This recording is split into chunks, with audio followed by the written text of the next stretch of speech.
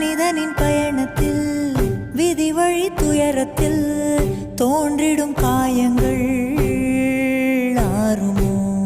அன்பையும் பண்பையும் அறிந்திடும் ஒரு மனம் வெறுப்பிலும் சினத்திலும் வாழுமோ?